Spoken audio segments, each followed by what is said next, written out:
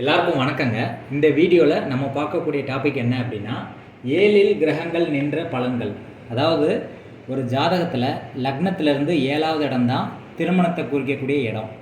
அந்த திருமணஸ்தானத்தில் ஒவ்வொரு கிரகங்கள் நிற்கும்போது என்ன மாதிரி பலன் கொடுக்குது அப்படிங்கிறது தான் பார்க்க போகிறோம். இது பாரம்பரிய ஜோதிட முறையில் கணிக்கக்கூடியது. இதுக்கு முன்னாடி நாடி ஜோதிடத்தை பற்றி வீடியோஸ் போடுறேன். மாற்றி மாற்றி நான் போட்டுக்கிட்டே இருப்பேன். அதனால் யாரும் கன்ஃபியூஸ் ஆக வேண்டாம். இது பாரம்பரிய ஜோதிட முறையில் பார்க்கக்கூடிய முறை. லக்னத்திலேருந்து 7வது இடம் அப்படிங்கிறது திருமணத்தை குறிக்கக்கூடிய இடம். அந்த 7ஆம் இடத்துல கிரகங்கள் நிற்கும் போது என்ன பலன் கொடுக்குது அப்படிங்கிறத தான் பார்க்க போகிறோம். 7வது இடத்துல சூரியன் நிற்கும்போது வரக்கூடிய மனைவியோ அல்லது கணவனோ, மனைவியாக இருந்தால் அதாவது ஒரு பெண் ஜாதகமாக இருந்தால் இது கணவனை குறிக்கக்கூடியது, ஒரு ஆண் ஜாதகமாக இருந்தால் இது மனைவியை குறிக்கக்கூடியது. இப்போ ஒரு பெண் ஜாதகம்னு வச்சுக்கோங்களேன். ஏன்னா ஆண் ஜாதகத்தை பற்றி பேசி போர் அடிக்குது, அதனால் பெண் ஜாதகத்தை பற்றி பேசுவோம். ஒரு பெண் ஜாதகத்தில் 7வது இடத்துல சூரியன் இருக்குதுன்னு வச்சுக்கோங்களேன். வரக்கூடிய கணவர் கோபக்காரராக இருப்பார், துணிச்சல் மிக்கவராக இருப்பார், பேர் புகழ் கொண்டவராக இருப்பார், நிர்வாகத்திறன் கொண்டவராக இருப்பார். இந்த பெண்ணுக்கு லேட்டாக தான் திருமணம் நடக்கும். திருமண வாழ்க்கையில் பிரச்சனை ஏற்படும். இது பெண்ணாக இருந்தால் ஆணாகவும், ஆணாக இருந்தால் பெண்ணாகவும் வரக்கூடிய வரனை நீங்கள் எடுத்துக்கணும். அடுத்து லக்னத்துக்கு 7வது இடத்துல சந்திரன் இருந்தது அப்படின்னா ஒரு பெண்ணுக்கு வரக்கூடிய கணவர் கலை ஆர்வம் உடையவராக இருப்பார். நிறைய கற்பனை பண்ணுவார், நிறைய கலையில் ஆர்வங்கள் அதிகமாக இருக்கும், அழகானவராக இருப்பார், அடிக்கடி ட்ராவல் பண்ணுவார் அப்படிங்கிற மாதிரி சொல்லலாம். இந்த ஜாதகருக்கு இந்த ஜாதகியோ அல்லது ஜாதகருக்கோ வேகமாக திருமணம் நடக்கும். ஒரு குறிப்பிட்ட ஒரு வயசில் மேரேஜ் ஏஜ்னு சொல்லக்கூடிய ஆண்களுக்கு 25 வயசும் பெண்களுக்கு 22 வயசுலேயும் மேரேஜ் நடக்கும்.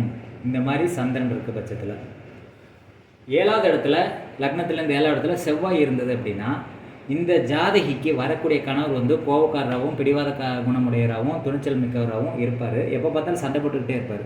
அதனால தான் ஒரு ஜாதகத்தில் 7வது இடத்துல செவ்வாய் இருந்தால் அது செவ்வாய் தோஷம்னு சொல்கிறாங்க. ஏன் செவ்வாய் தோஷம்னு சொல்கிறாங்கன்னா, செவ்வாய் அப்படிங்கிறது வலுவடைகிறது தான் தோஷம்னு சொல்கிறாங்க. செவ்வாய்ங்கிறது ஒரு நெருப்பு கிரகம். அது மேலும் வலுவடைஞ்சால் சூடுனால் என்ன வரும்? கோபம் வரும், பிரச்சனை வரும். அதனால தான் செவ்வாய் தோஷம்னு சொல்கிறாங்க. அப்போ வரக்கூடிய கணவர் இந்த மாதிரி கேரக்டரிஸ்டிக்ஸில் இருப்பார்.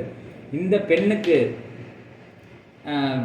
அதாவது லேட் மேரேஜ் தான் நடக்கும். 7வது இடத்துல யாருக்கெல்லாம் செவ்வாய் இருக்குதோ, ஆணாக இருந்தால் பெண்ணுக்கு அதாவது ஆணுடைய ஜாதகத்துக்கு இது 7வது இடத்துல செவ்வாய் இருந்தால் இவருக்கு லேட் மேரேஜ் நடக்கும். இதே பெண்ணாக இருந்தால் அந்த பெண்ணுக்கு லேட் மேரேஜ் நடக்கும் அப்படிங்கிற மாதிரி நீங்கள் எடுத்துக்கணும். இப்போ அந்த பெண்ணுக்கு 7வது இடத்துல புதன் இருக்குதுன்னு வச்சுக்கோங்களேன். வரக்கூடிய கணவர் இளமை தோற்றமுடையவராக இருப்பார். இதே ஆணாக இருந்தால் மனைவி வரக்கூடிய மனைவி இளமையாக இருப்பாங்க அப்படின்னு நம்ம சொல்லலாம். அறிவாற்றல் மிக்கவராக இருப்பாங்க. டிசைனிங் பண்ணுறது, வரைகிறதுல அவங்களுக்கு ஆர்வம் அதிகமாக இருக்கும், டேலண்ட் இருக்கும்.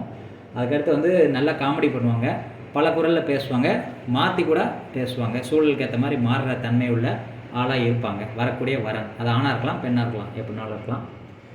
இந்த மாதிரி ஜாதகர் அதாவது இந்த ஜாதகருக்கு ஆணாக இருந்தால் 7வது இடத்துல புதன் இருக்கவங்களுக்கு இந்த மாதிரி மனைவி அமையும். அதே பெண்ணாக இருந்தால் இந்த மாதிரி 7வது இடத்துல புதன் இருக்கவங்களுக்கு இந்த மாதிரி குணம் கொண்ட கணவர் அமைவார்.